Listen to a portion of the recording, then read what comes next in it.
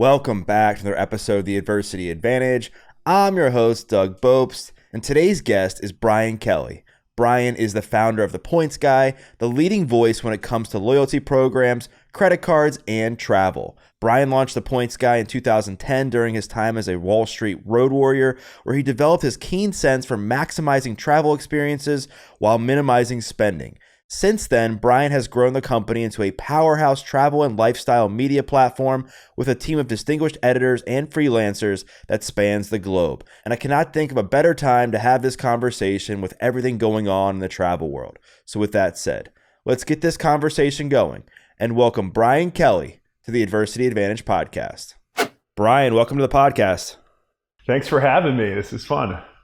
I'm excited to talk to you because, like I said a minute ago, I've been doing this all wrong myself.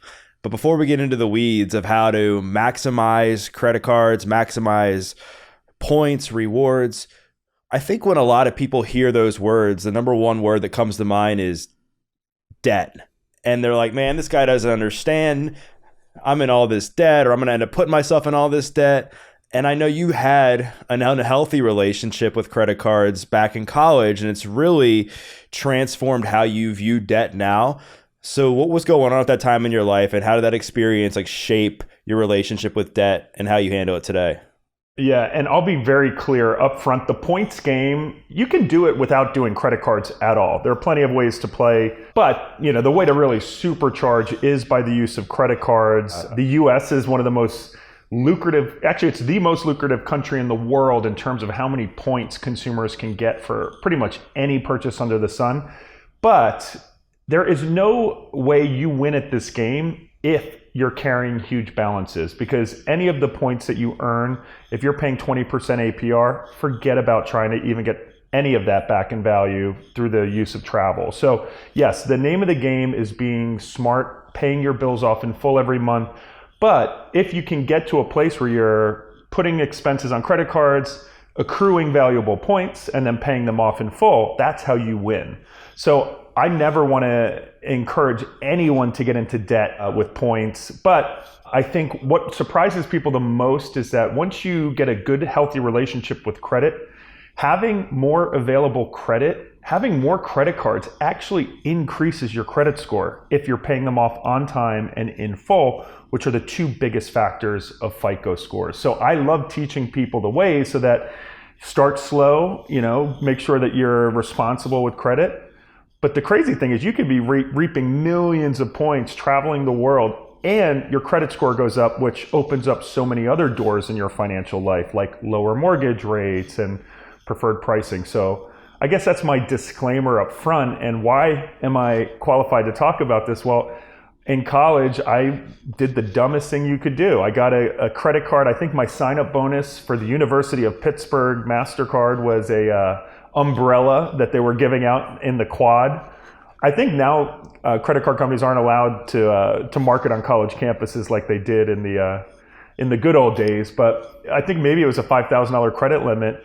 And what did I do? Treated my friends to drinks at the bar and treated it like it was free money, which is like the number one thing you should not do when you get a line of credit. Booked a trip to spring break to Ireland because it was only $300, So all of a sudden I found myself in debt. And I remember going to my parents I had a panic attack. I had met up with my friends at a diner, had a bunch of coffee at midnight.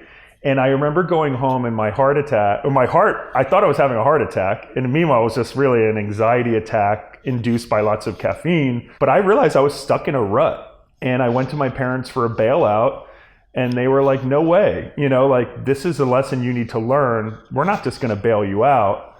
What they did was they made me take out a student loan, which, I'd end up paying back for the next 10 years. That's a whole nother thing. But they made me take responsibility for it. And I made some dumb mistakes after that too, like moving out of my fraternity house. I just didn't pay my Verizon bill thinking that would go away. Moved to New York City when I graduated, assuming that all of my indiscretions from Pittsburgh would stay in Pittsburgh. I'm going to move to the big city. And that is not how the world works. And my credit score was horrible. I remember my employer they were about to send my employer to garnish my paycheck. And I even went as far, because I was convinced not to go to my parents. I got a payday loan online, which ended up being the most psychotic financial instrument. And funny enough, the company that did the payday loan, I recently saw a Netflix documentary about the owner. He is now in jail. They preyed on people who were desperate, and then you literally couldn't pay the payday loan off. I remember there was a fee to pay on time. I mean, it was the craziest thing I dealt with. So long story short, I found myself ruined credit, very bleak outlook, couldn't get approved. In 2007, I ended up getting a job at Morgan Stanley where I had to get a corporate Amex as part of my job. And I was so embarrassed because I actually had to get it secured, and like a managing director had to sign off on it. So here I am as a new employee, kind of having to go with my tail between my legs. And I was actually worried I wouldn't get the job because my credit was terrible. So many companies do credit checks. So luckily they did sign off, and I had a $10,000 limit, but it took a while. But slow and steady, you pay up your bills, credit, you just have to be maniacal about paying your balances down. I mean, and getting out of the quicksand. So I made a lot of mistakes, but once I was able, once you pay off your outstanding balances, you can dispute some of the old things that, and hope that they drop off after a number of years. But I think now, once I got my credit score to a place where I was able to get approved for my own credit card, and it took a while of, being able to get the limits up, I think knowing how hard it can be has made me appreciate my score and protect it. And I think if you're listening to this, you should protect your credit score like it's an asset.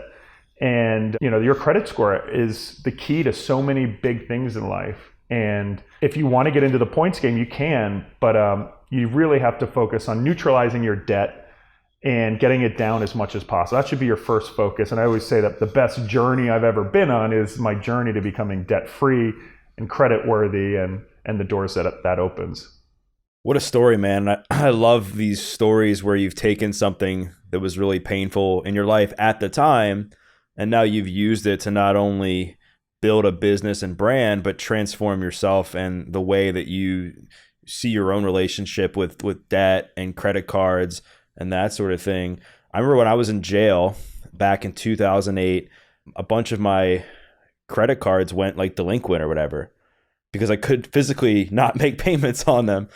And my credit score, was in the gutter for so long. It was hard for me to get a car loan. I couldn't get qualified for credit cards. And I literally had to start small with just paying off these small limit credit cards. I think my initial limit was like maybe $500 or something. Super small. Yeah. And for people listening, I mean, if you have bad credit, just get a secured credit card, where you're going to put $500 cash. You basically prepay it. But like I said before, and everyone should just go to FICO's website. They say the amount of times you pay your bill on time and your debt to credit ratio, those are the two biggest factors of your score. So even if you start with a secured credit card, you pay it off every month, you pay it in full, you do that enough, and then your score will eventually go up. But, and especially for immigrants, if you could be a billionaire living in London and move to the United States and you've got the credit profile of a 16-year-old, there's a lot of people out there that fall into that category. There's a site called Nova Credit, which is the first ever international credit score. So if you are an immigrant to the US, you can actually now transfer your credit score from other countries and apply for Amex cards and other phone bills, et cetera. But this country, I mean, in the world, like having a credit score is your key to everything, and getting that credit score to a good place really makes your life a whole lot better.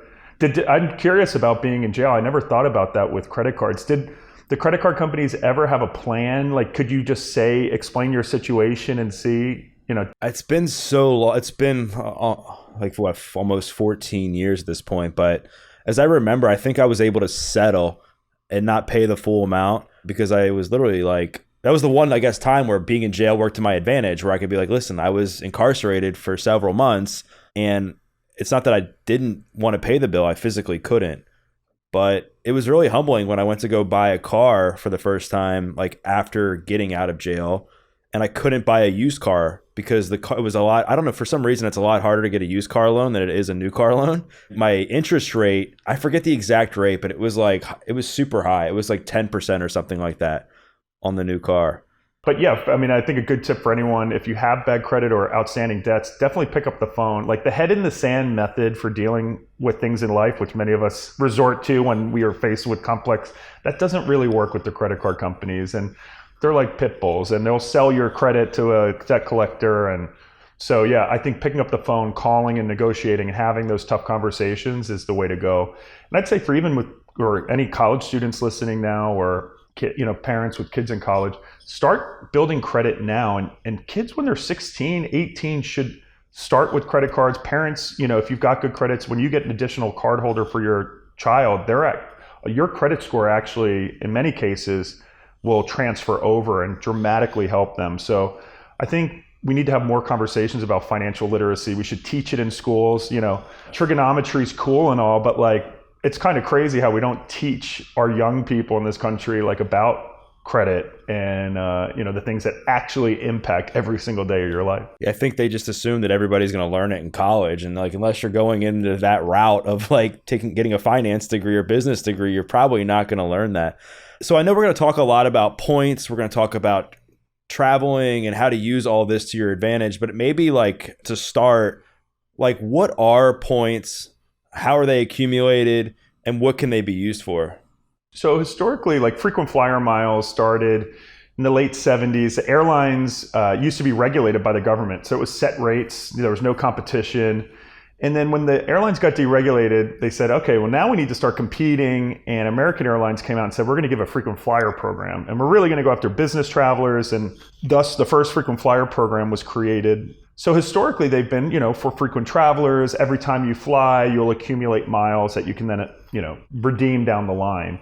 And somewhere along the lines, all the airlines picked on hotels, and then credit card companies. What they realized was that travel is such a great marketing tool. Everyone wants to take a trip. So credit card companies said, hey, what if we bought tons of frequent flyer miles from the airlines, and then we use them as incentives to get credit cards? And is probably one of the most effective marketing tools ever created. And it's a great business. The airlines now sell billions of dollars worth to the credit card companies, who then offer them to consumers. So today, points, you should think of as it's getting value back for every single thing that you do and everything you spend your money on. And the reason why that works in the US is that we don't have, in the EU, for example, they've got strict regulation that banks can only charge a merchant. The local restaurant can only be charged less than a cent for every dollar that you spend. We call that the interchange rate. In the United States, our great capitalist nation, there's pretty much no major limits. So, your mom and pop shops are paying 4% for the joy of having your credit card swiped and then that credit card company pay them to kind of manage a transaction. And what happens is now, so that cost is built in pretty much everywhere you go. Some small gas stations might give you a discount for cash, or some retailers, but by and large, everywhere you go, the cost of that credit card transaction is built into the cost of. So if you pay cash, simply put, if you're paying cash or debit, you are foregoing the built-in cost of points that is built into the transaction. And essentially you are financing the points that they're going to give to me. So you should have FOMO. You should want your share of points. And that's why I try to teach people that every single dollar you spend, put on a credit card, earn the points, and then pay it off that month. So you avoid the interest, you rake in all of these valuable points, and it gets really valuable. These days, it's not just 1 cent or 1 point per dollar. There's so much competition for consumers. There's probably 10 huge credit card companies. They've all got different credit cards with different points. I earn 5 points per dollar on all of my dining with the Citi Prestige card. I get 4x on all of my grocery and also dining on Amex Gold card. So all of a sudden, everyday spend becomes huge point bonuses. And that's in addition to the 100,000 points you can get just from signing up for a credit card. So it takes a little while to get into it. I have 25 credit cards. I have a nearly perfect credit score. I don't recommend everyone go out and get 25 credit cards, but what you really need to do is look at what you spend your money on. And now even for rent, there's a credit card called Bilt, B-I-L-T, and it's no annual fee, and there's no fees to pay your rent. And you earn points, up to 50,000 points a year in rent. So for so many Americans, rent's your most expensive payment. And it'll even cut a check. If you've got a mom and pop landlord that doesn't want to do digital payments, it'll actually cut them a check. And because you're putting your rent on your credit card, your score goes up over time. So when you finally want to buy a home, your credit score is good. So there's a lot of different credit cards out there, but I would highly recommend people align. If you're spending a lot on groceries or gas or shipping, get the credit cards that give you the most value back. And the good thing is, the Points Guy, we have an app that'll actually link up to what you spend your money on, and we'll tell you what credit cards you should be using. But even if you just want to Google like the Points Guy, best credit cards for gas, the content's already been decided. Everything, how do I use my Amex points to go to Paris, right? There's content that we've written over the last 12 years on every single subject. So while it's kind of confusing, it's a hobby that some people love doing the crossword puzzle, but I'm a points person. I love booking trips with points and saving thousands of dollars. So my game isn't just for bragging rights. I did the crossword. When I crack the code on a trip, it's I get a $10,000 trip for free. And I think that's the coolest thing about the whole points game. Dude, you're a wealth of knowledge with this stuff, and your app is awesome. I was playing around with it over the weekend, and I think you can actually connect all your credit cards, and it can kind of calculate your net worth based on points with your credit cards, which I think is really useful. Yeah, your credit cards, your airline miles, hotels. It's a little bit annoying at first to connect your accounts, I'll admit it. But what people don't realize is you have a lot more in value and points sitting around, and especially when you can visualize that in one spot. Just like Mint and all these, financial planning tools are so helpful when you actually see how much money you spend and how much you're saving. The same goes for points. And it can be really confusing, but once you have tools that actually aggregate all your points, give you content that's relevant, and then it actually helps you use the points, that's when, you're not alone on this journey. There are so many tools out there. And, I just think points, simply put, are a currency, just like, the US dollar, crypto. But unlike crypto that could crash tomorrow, you have no control over it. What I love about points is the more you mine your knowledge. So if you're sitting at home right now listening, you've got a ton of American Airlines miles. The more you read posts from experts at the Points Guy, or there's several other big blogs out there, those points will become more valuable when you learn all the sweet spots and how to upgrade and to actually, so that's what I think is really cool about it. The more you mine your knowledge in this currency, the more valuable they become. You're right, man. And even over the last few weeks in researching you, I've learned that I've kind of been doing it wrong, in that I know one of your big tips is to diversify and really make sure you can maximize across the board with points. And I've just used my Southwest card for the last 10 years because I've been a loyal Southwest guy that's a hub here in Baltimore. And I'm I'll just rack up points. But now over the last few years where travel's been inconsistent and flights have been canceled, not as many flights, I'm man, looking at taking other airlines, I'm I can't because I have all these Southwest points.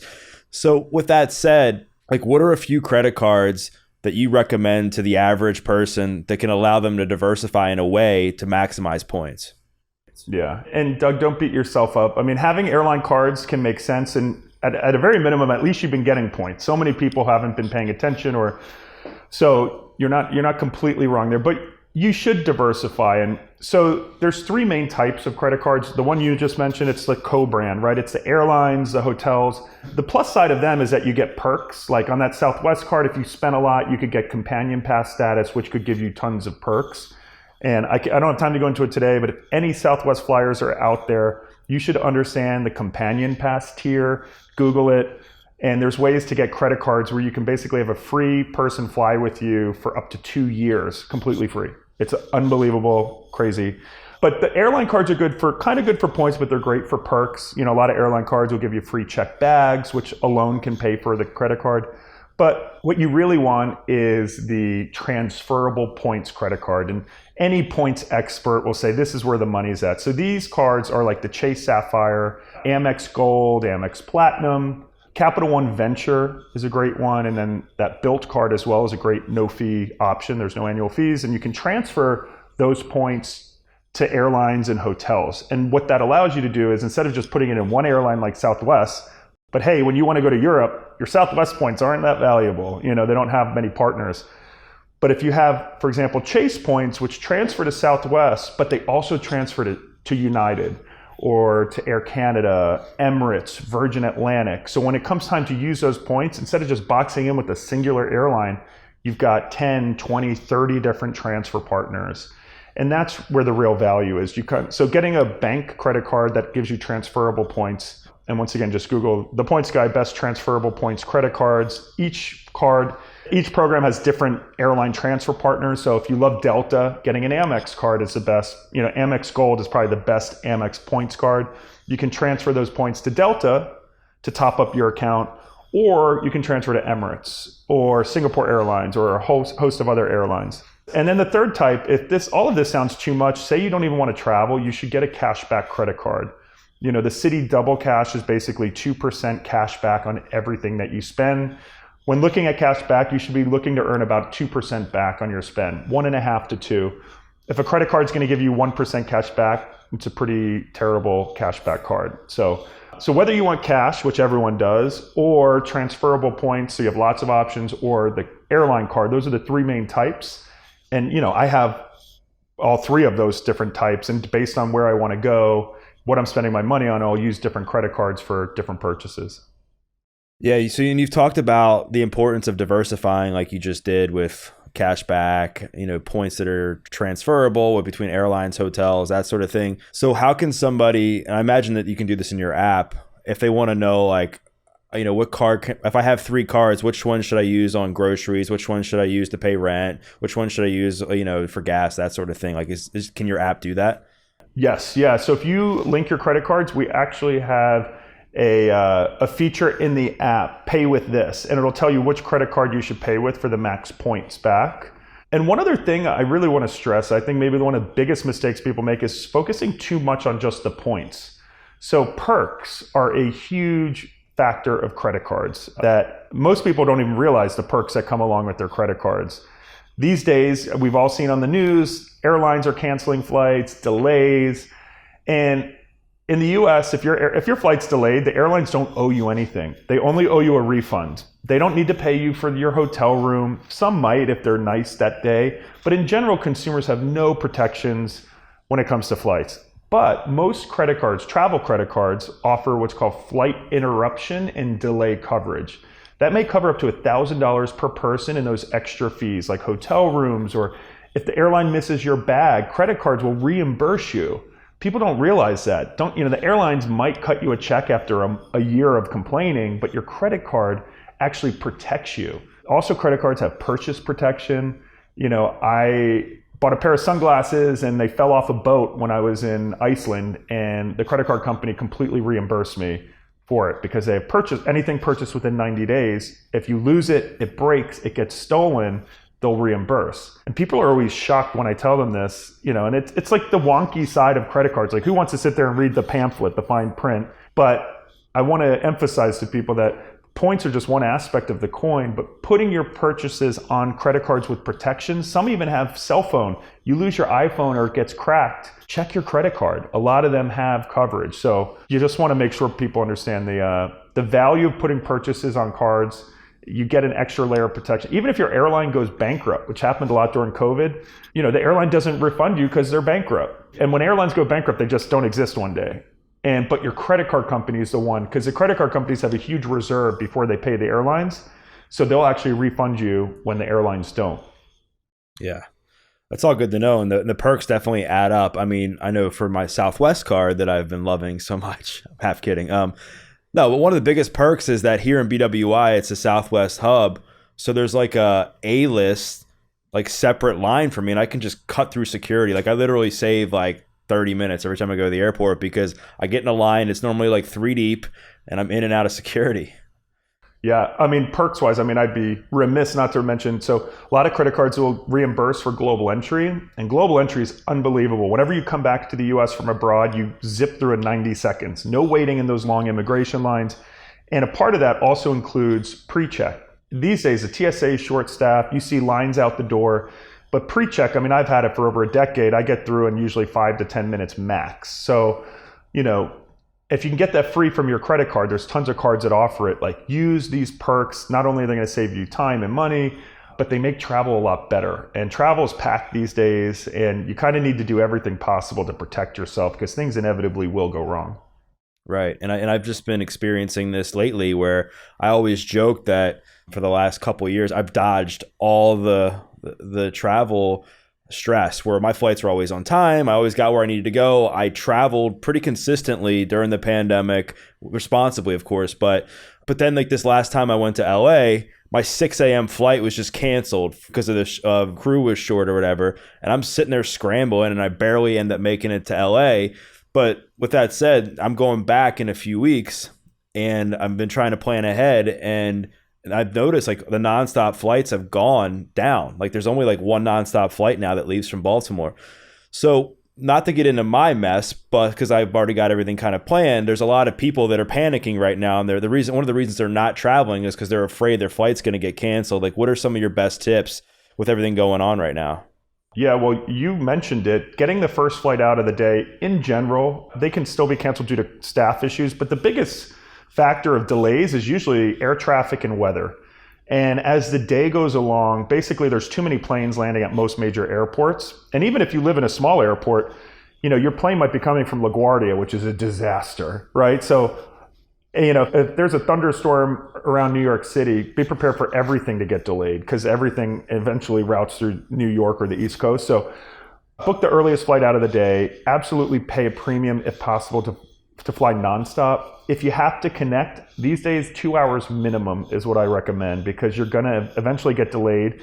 The problem is if you miss your connection these days, chances are you're not going to get to where you need to go for a day or two in many cases because flights are sold out. So building in time, if you're going on a $10,000 cruise, don't take the flight that gets you in with 1 hour to spare if anything goes wrong. So plan for the times that we're in today, not the pre-pandemic days where you could have a 45-minute layover and make your flight. And yeah, I think when your flight gets canceled and you're scrambling, this is where points come in. Points are like an insurance policy. I've got a zillion, and even when I'm in flight, I'll be checking my connecting flight time. You've got to stay proactive. And I use a service called flightaware.com. It's free. Get the FlightAware app and it'll actually tell you where your flight's coming from. And so you can be a step ahead of the airline. I usually will find out from FlightAware about delays, or if I know my flight hasn't left the airport it's coming from, I'm already starting to look at other options, right? And so basically you need to be as savvy as possible and then use your points. The airline eventually will refund you if your flight's canceled or super delayed. But if you sit on a line for 8 hours waiting to talk to someone, all the other flights will get snatched up. So you've got to be fast. Rebook yourself using points on another carrier because airlines don't generally have to put you on another carrier. It's just their next flight available, which may not be for a while. So I think it's just being as aggressive as possible, trying to see around the bend enough, more than your fellow passengers in order to rebook yourself if you really have to get to where you're going. And for real desperate situations, say you need to get to a wedding, you're the best man in a wedding, I will buy a flight on one carrier and then use points later in the day on another as my backup. And once my flight takes off, I'll cancel the other one because when you use frequent flyer miles, you can cancel free of charge and get all your miles and points back. So it's kind of like an insurance policy. If one doesn't go, at least I've got a backup option. I don't do that every time I fly, and certainly need to remember to cancel the other one. But in those times when you've really got to get somewhere, it might make sense.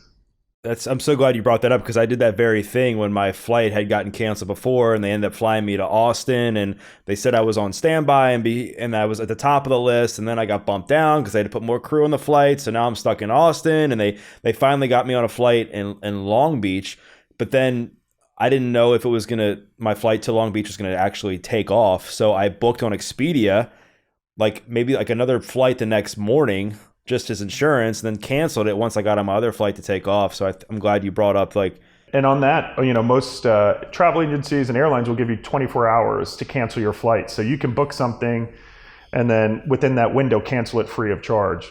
Yeah, I love that. And that was a strategy I learned the hard way, I guess, but I'm glad that you reiterated that that's what you do as well. So a lot of people right now, other than the headache of what's gone on at the airport and with flights, things are more expensive than they used to be, and they're trying to figure out how to take a decent trip on a budget. What are some of your top tips for people listening to this if they're looking to take a decent vacation on a budget? There still are deals. Travel is expensive. There is a little bit of hope in sight. This summer is just really unique in that I think for the first time, last summer there was still COVID outbreaks, the vaccines weren't, readily available. This summer people are ready to travel, and that's the biggest factor of fares is demand. So we've just seen unprecedented demand, and we're seeing the meltdowns across the board, and mostly in Europe, because what happened is during the pandemic, European airports laid people off like crazy because they didn't get the huge $50 billion government bailout we did in the US. So actually travel's not that bad in the US right now. Yeah, it's crowded, but it's really melting down in Europe where 20,000 bags missing at Heathrow right now.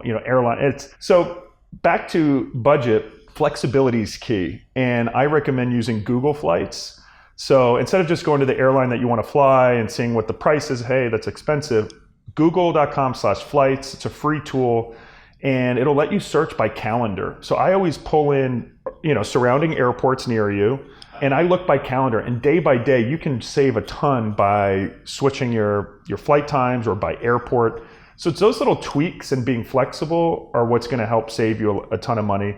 There are still deals that come around. There's the flight deal, Scott's Cheap Flights, Airfare Watchdog. Those are all really good social media sites to monitor for cheap flights.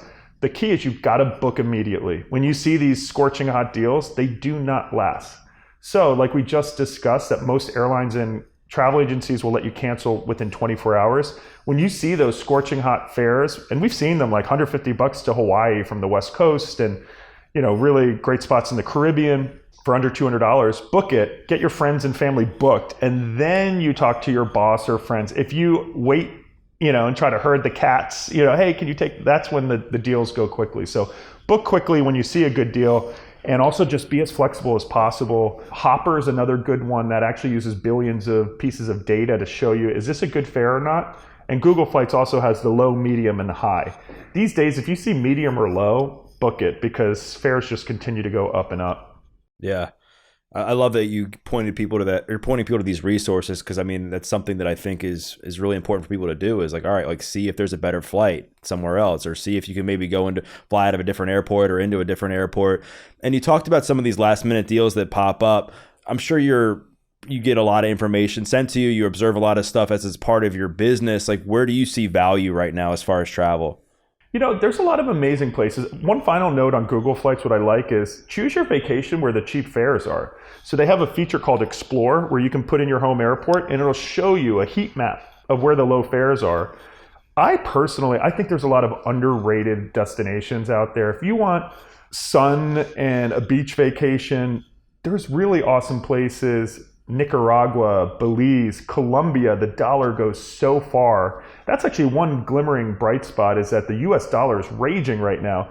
It's equal to the euro, which hasn't happened in over 20 years. So even if you want to go to Europe, like Portugal, the US dollar is so strong. You can go out for an amazing meal in Lisbon, for two people, top notch for $80. It's really 80 euros, which is now $80. It used to be 100 and some. So when looking at the cost of trips, it's not just the airfare, but also where the dollar is strong. If you're going to go to South Florida these days, you're paying $800 a night on average in Miami. It's crowded. I love Miami, but go to Cartagena in Colombia. Airfares might be cheaper, and then once there, the US dollar, you can live like a king there. $500 in Cartagena is a huge hotel villa versus getting a shoebox room in Miami. I love Guatemala a lot, and Mexico, you can never really go wrong. Mexico airports are actually running really smoothly these days. But yeah, I like just use the Explore map on Google Flights and then see where the cheap fares are and then be adventurous. That's what travel's about. Go somewhere you haven't been where there's really cheap fares and just think, all that money I'm saving on the airfare, I can invest in really cool experiences. It's so true. It's it's so important to look for value and also invest in the experience and not just the airfare, because if your budget's $5,000 for a vacation and you're spending half of it on airfare, where it doesn't leave you a lot of room for food, hotel, and fun things to do. Speaking of travel, a lot of people, they're always trying to get the best possible deal at a hotel, and they're trying to get the best room, or they're trying to even upgrade their flight.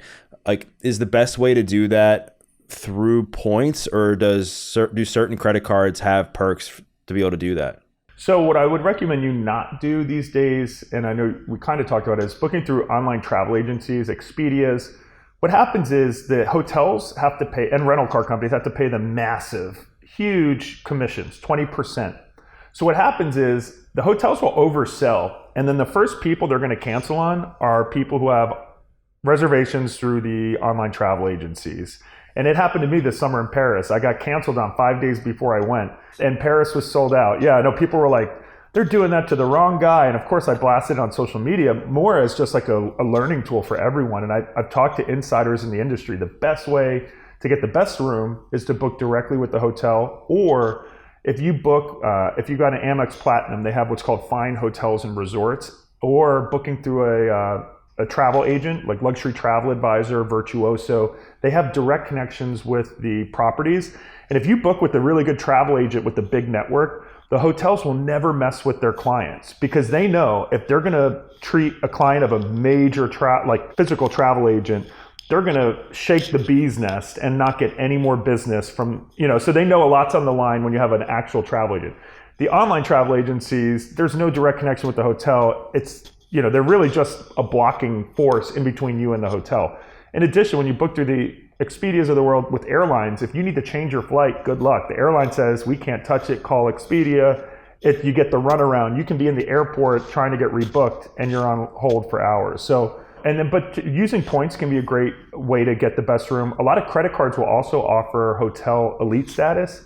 Amex Platinum will give you Hilton status. There's a lot of the hotel co-brands that'll give you upgrades and elite status. So, using points can be a great way to get a nice room at a hotel.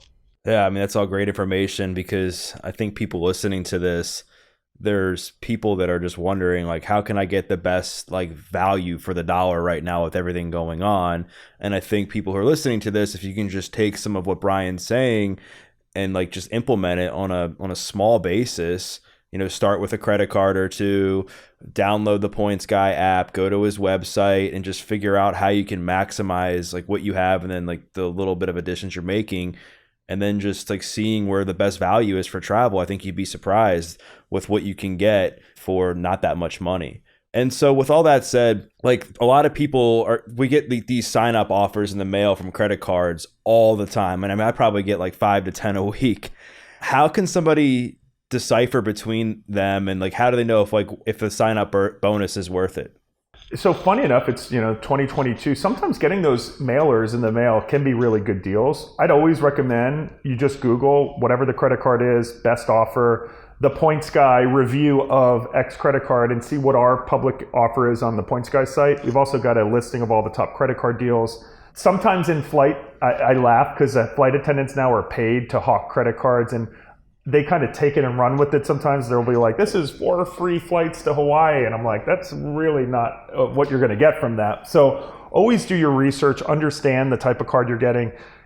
Sites like the Points Guy, we've reviewed every card under the sun. You can even search for the best offer we've ever seen on X credit card to see, offers come and go. So always Google first before you apply for a credit card. But sometimes, those ones in the mail can be a really good deal. They do personalized offers now. And if the credit card company, if you're not a member with them already, they might give you a lot more than someone who already has a credit card with them. There's also if you Google the Points Guy card match, there's a tool that'll pull in to see if you have any specialized offers out there. And sometimes we're seeing up to 150,000 points for a single credit card. And final thing about the credit card sign-up bonus is they're juicy and good, but just make sure you don't bite off more than you can chew. Usually you have to spend a certain amount within 3 months. And I've known people to get, one Saturday they get excited and get 3 different credit cards, and then all of a sudden they've got to spend 20 grand in 3 months, and they're like, oh wait, and so don't bite off more than you can chew, take it slow and steady. Yeah, that's so true. I'm glad you answered that, because I was going to ask like how do you know if a sign up bonus is worth like the spend, because you'll see some people where you have to spend like 5 grand or something in 90 days, and it might be 5 grand somebody doesn't have. And with that said, like how much are points worth? Like monetarily, how much is like 50,000 points worth? In general, you're looking at about a cent per point. So 50,000 point sign up bonus, conservatively, you're going to be able to get $500. Generally, the no annual fee credit cards have less valuable points than if you have the Chase Sapphire Reserve, which is $550. And those points are worth 1.5 cents each baseline. But then when you transfer to airlines and book business and first class, you can get way more than that. You can get up to 5 cents per point in value. So we at the Points Guy, we do a monthly valuation of all the major currencies. So if you want to double check and see, hey, what is, because 100,000 Hilton points is worth less than 80,000 American, just in the way that the programs are set up. But you also earn more Hilton points per dollar spent. So everything with points is how much you're earning and how much it costs to redeem for things that are valuable. We've got a pretty good points valuation series going on at the Points Guy that dives into this in a deeper format. And it's really there just to give you a rough sense of what an offer could be. Right. And I've heard you say that for most, it's more valuable to have one with the fee, because the fee, a lot of times you can utilize the perks that come with it, right? Absolutely. In general, cheap is expensive. So the no annual fee credit cards, while that may be appealing right off the bat, but you're not going to get a lot of perks and points and sign up bonuses. So I would say look big picture and look at the perks that you're going to get every year from that credit card. Usually getting a card with an annual fee can get you much more back in value over time. Right. Yeah, that all makes sense. And I think I've learned that as I've been doing research in talking to you about like what the fees mean and what you get. And some of these credit cards, you get crazy perks with the higher fees. It's insane. Free breakfast, free checked bags. I mean, the perks are really, I want people to really look into them because they can add up quickly. And speaking of perks, the last thing I want to ask you is about hotels. In your opinion, if you pick one or pick two, what are the best hotels for the money that you stayed in the United States? If people want to get luxury for value, what are they? I think instead of a singular hotel, I think the Hyatt hotel program is probably one of the best hotel programs in terms of value. They also have a lot of different partners, and Chase points transfer to Hyatt at a 1-to-1 ratio. And I'll just put it like this. I just stayed in Paris. Hyatt, it was 25,000 Hyatt points for a $1,000 a night hotel. That's 4 cents per point in value because I'm saving 1,000 by just 25,000 points. So overall, the Hyatt program is probably the top tier. Marriott's also very good, and they've got a much larger portfolio of hotels. Hilton's also very good. It just depends on where you want to go, the types of hotels, but looking at those major chains. But I think Hyatt takes the cake in terms of lots of really unique properties. The Ventana Big Sur, there's all sorts of really good ways to use Hyatt points at a pretty good value. I'm going to start looking into Hyatt when we get off this, because that one of the things that I've been doing over the last couple of days, I'm going to LA in a couple of weeks, and I'm trying to find a hotel to stay in. It's weird. The Hampton Inn in Santa Monica was around the same price as the JW Marriott in Santa Monica. I'm so wild to me. It is insane. Well, Brian, this has been awesome, and I think people are going to learn a lot. They're going to want to download your app. They're going to want to read the blog. If they want to connect with you more and follow along with you or the Points Guy on social media, where's the best place for them to do that? Yeah, so my personal travels and tips is just at Brian Kelly, and I have tons of pinned Instagram stories with all of my tips. I'd also recommend if people are checking luggage, you get Apple AirTags to track your bags these days because airlines are losing them like crazy. I've got all these tips up on my Instagram, but thepointsguy.com is where all of our content is, and at thepointsguy on all social media for our brand account. Sweet. Well, I'll make sure to plug all that stuff in the show notes. And for those listening, what I invite you to do is to share a takeaway. Maybe it was something that Brian said about debt. Maybe it was something that he said about different types of credit cards or points, or how you can maximize your travel or travel smart with the chaotic travel that exists today. Whatever it was, tag Brian, tag the Points Guy. We'd love to hear your feedback. And we once again thank you for listening to this episode of The Adversity Advantage. I'm your host, Doug Bopst, and we'll see you next time.